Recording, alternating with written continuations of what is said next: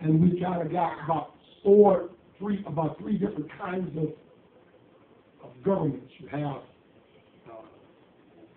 you have like 4 different kinds of governments. You have a monarchy, you have democracies, you have theocracies, you have dictatorships, and you have military governments. So it's like about 4 or 5 different types of governments that you find worldwide.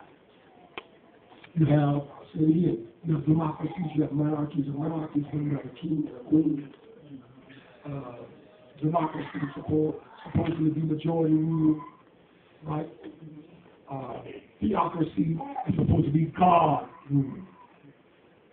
God rule. Let me just stop there. Because here is supposed to be a theocracy. God ruling through one person. Oh my God, I know you don't like it. I know you don't like it. Because you don't want to accept the word of leadership as absolute. Wow. But you have to. Because God chooses to rule through one person.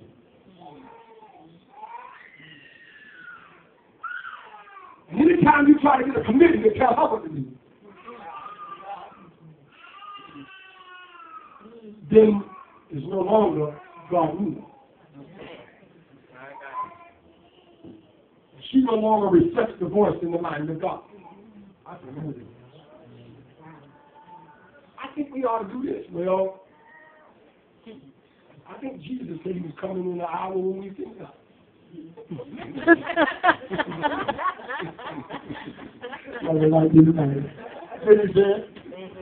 I think we ought to next time somebody says, well, I think we ought to look right up and say, well, I think Jesus said, one place, the word said one place that God is Jesus coming in the hour when we think not. Stop thinking.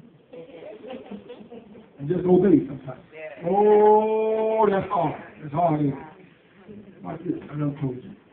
So, the power of government lies in the ability of its citizens to understand and respect and obey its authority. The power of government. No government has any power where its citizens doesn't respect the government. No government has any power where the citizens don't respect it. This church don't have no power if you as a member don't respect the authority. Amen. I'm going to say that again. No church has any power where its people doesn't respect its authority. The power of the church lies in our ability to understand and to respect and to obey its authority.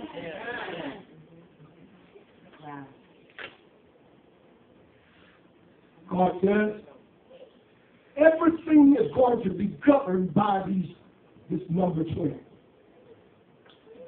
So there'll be 12 months in a year.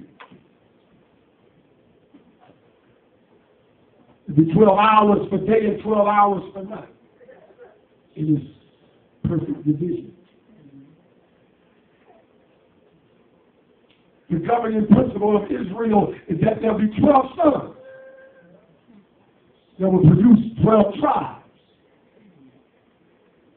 There were 12 judges in Israel before the king.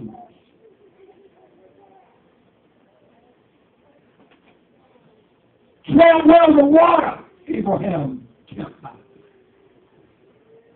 There were 12 precious stones in the breastplate of the high priest. There were 12 patriarchs from Shem to Noah. And 12 patriarchs from Seth to Noah. Somebody said Seth. Seth. So there were 12 patriarchs from Seth to Noah, and 12 from Shem to Jacob. Moses sent out 12 spies. Joshua and Elijah both set up 12 stones in the midst of the Jordan River. The altar had 12 trousers of silver, 12 silver bowls, 12 spoons of gold, 12 bullocks, 12 rams, 12 lambs, 12 goats were offered on it. The woman with the issue of blood had it for 12 years. And in the same chapter where Jesus healed the woman with the issue of blood, Dr. McCoy, who had it for 12 years, as soon as he left her, he went to Jairus' house and raised the girl from the dead who was 12 years old. All right, all right. It had some significance. It was revelatory. Are y'all going with me? Yes. There was 12 months purification for Esther before she married. Elisha plowed with 12 yoke of oxen. Daniel's prophecy about Nebuchadnezzar came to pass in the 12th month. Jesus said he could pray and 12 legions of angels would come. Yes. The 12 angels and 12 gates of pearl, 12,000 from each of the 12 tribes were sealed, 12 foundations, and in them all manner of precious stones. The woman in Revelation 12 had a crown of 12 stars. Jesus fed 5,000 in one place with 5 loaves of bread and 2 fish. And the 12 disciples had 12 baskets of fragments left. 12 disciples became 12 apostles, 12 thrones for the 12 tribes. For the 12 apostles to judge the 12 tribes. The tree in Revelation 22 with 12 manner of fruit in the midst of the garden. And I told you about 12 benches. Or a foot, they call it. When I was studying this, God spoke to me. He said, that's why when Jesus was 12 years old, he understood. He realized that it was the time to begin to prepare for his earthly mission, which was establishing kingdom government. He started thinking that at 12. Kingdom authority, kingdom rule. Watch this.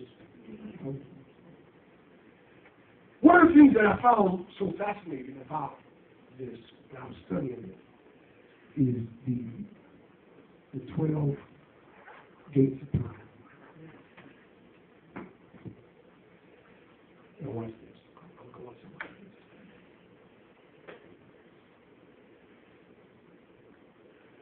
Pearl are considered precious stones. In fact, they are precious stones. But pearl is the only precious stone that a living organism creates.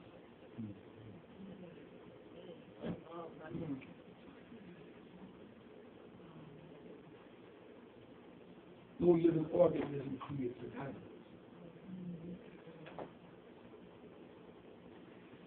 Or a sapphire. But a pearl is created by a living organism. They have pearl farms. They take a grain of sand or a pebble and place it inside of the oyster. Close the oyster up and put it back in the water. And that grain of sand in the oyster irritates the oyster. Irritates. And the mineral that the oyster secretes to deal with the irritation covers that grain of sand. It forms a pearl.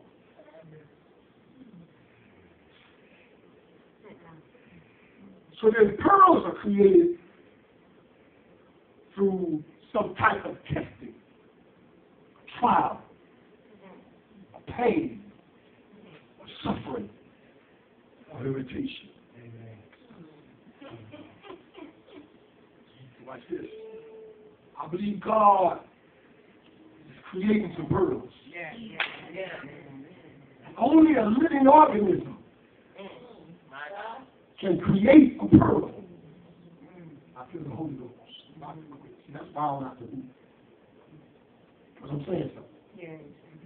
Watch this.